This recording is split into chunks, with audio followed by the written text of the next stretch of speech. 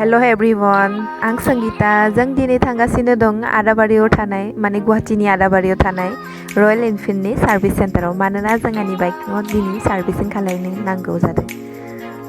So let's go। नैबे जों बे भरलु मोनबाय ओमफ्राय आरो थांबावनांगोन। मोनथिखायो जों जाय गुवाहाटीयाव फैखादो बेखौ मोनथिखायो आरो बुहुदानो गुवाहाटीयावनो दंखायो जों। So नायबाय थादो।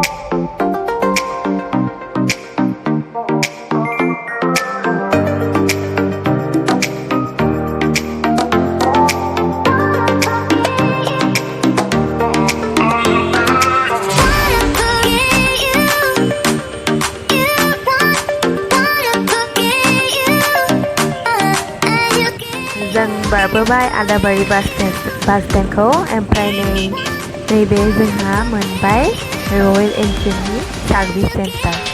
नैबे गलिथिं हाबनांगौ नै।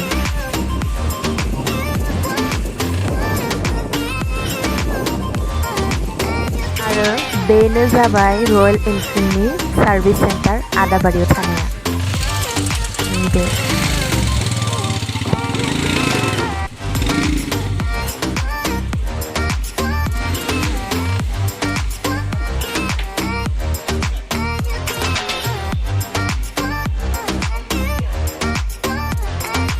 आरो ओमफ्राय फैनानै बेहाय जमा होनांगौ साबिखौ ओमफ्राय कागज बुकखौ। ओमफ्राय नैथिं जाबाय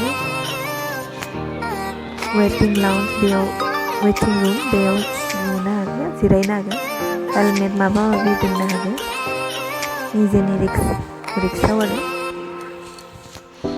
नैबे जाबाय रुमा सार्भिस खालामनायनि।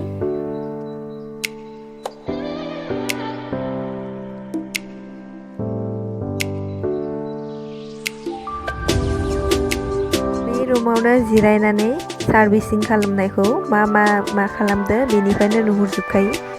ग्लास दंखायो, नायनोबा बेनिफ्राय नायजायो आरो भितरावबो थांजायो बाट बारा गोबाव थानो होआ।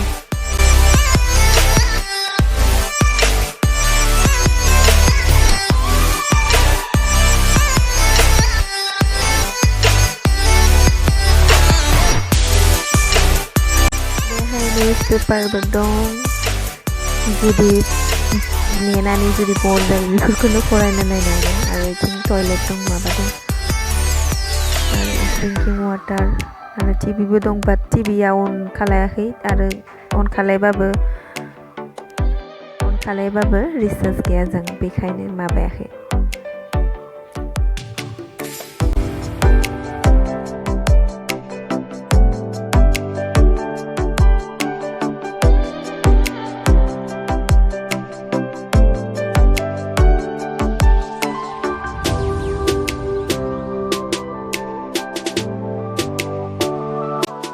आरो बेहाय आं हारसिं जिरायनानै बर जाबाय दं।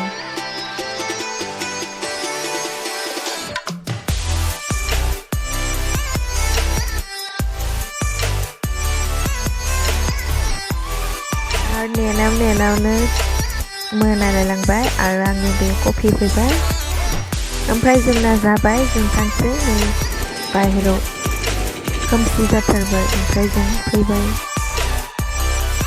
स' फ्रेन्ड्स जों दाना थांसै न'आव आरो आंनि भिडिअखौ नायनानै जुदि मोजां मोनो प्लिज लाइक शेयार कमेन्ट आरो साबस्क्राइब खालामनो बावनाङा अके नेक्स्ट भिडिअ लोगो मोनगोन दानिया बाय बाय